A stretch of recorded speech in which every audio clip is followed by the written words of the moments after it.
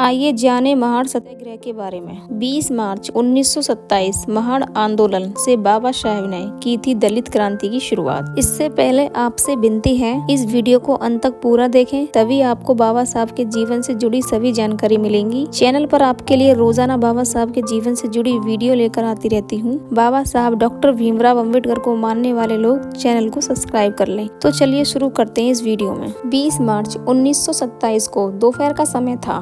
सूर्य किरणों का प्रतिबिंब तालाब के पानी में पड़ने लगा था। सब प्रथम डॉक्टर भीमराव अम्बेडकर तालाब की सीढ़ियों से नीचे उतरे। नीचे झुककर अपनी एक उंगली से पानी को स्पर्श किया। यही वह ऐतिहासिक पल था जिसने अस्पृश्य वर्ग में क्रांति का मार्ग प्रशस्त किया। यह एक प्रतीकात्मक क्रिया थी जिसके द्वारा यह सिद्ध किया गया था कि हम भी मनुष्य हैं, हमें भी अन्य मनुष्यों के समान मानवीय अधिकार हैं। अंग्रेजी शासन काल के दौरान 1924 में महाराष्ट्र के समाज सुधारक श्री S.K. बोले ने बम्बई विधान मंडल में एक विधेयक पारित करवाया, जिसमें सरकार द्वारा संचालित संस्थाएं, अदालत, विद्यालय, चिकित्सालय, पनघट, तालाब आदि सार्वजनिक स्थानों पर अछूतों को प्रवेश व उनका उपयोग करने का आदेश दिया गया।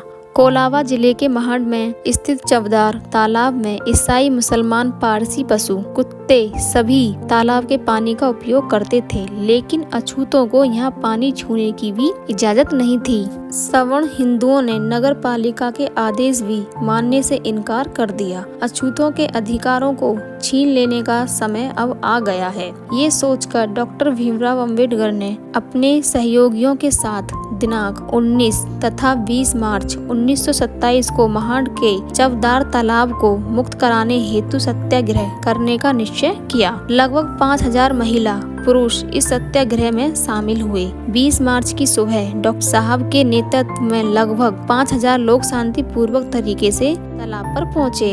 सब प्रथम डॉक्टर भीमराव अम्बेडकर तालाब की सीढ़ियों पर उतरे। पहले बाबा साहब ने पानी हाथ में लिया, फिर सभी लोगों ने पानी पिया। ये स्पर्श समाज के लिए ऐतिहासिक क्षण था। बाबा साहब ने पहली बार अब इतनी बड़ी संख्या में लोगों का नेतृत्व करते हुए अपने अधिकारों की मांग की थी। ये एक प्रकार से सवर्णों के खिलाफ विरोध था। उस समय अछूतपन के श्राप से पीड़ित समाज को अपनी बदहाली से उबारने के लिए बाबा साहब ने इस पानी को छूकर दलितों को पानी का पीने का अधिकार दिलाया। उन्होंने जो 3 सूत्र दिए थे वे उल्लेखनीय हैं। उन्होंने पहला सूत्र दिया था, गंदे व्यवसाय या पेशों को छोड़कर बाहर आना। दूसरा, मरे हुए जानवरों का मांस खाना छोड़ना। और तीसरा, सर्वाधिक महत्वपूर्ण, अछूत होने की अपनी स्वयं की हीन भावना से बाहर निकलना और खुद को सम्मान देना। एक क्रम में रखकर देखो तो ये क्रांतिकारी सूत्र बहुत गहरी समाज मनोवैज्ञानिक तकनीकें हैं। इन सूत्रों का सौंदर्य और क्षमता निरपवाद है और जिन भी समुदायों या व्यक्तियों ने इस पर अमल किया है, इतिहास में उनकी उन्नति ही हुई है।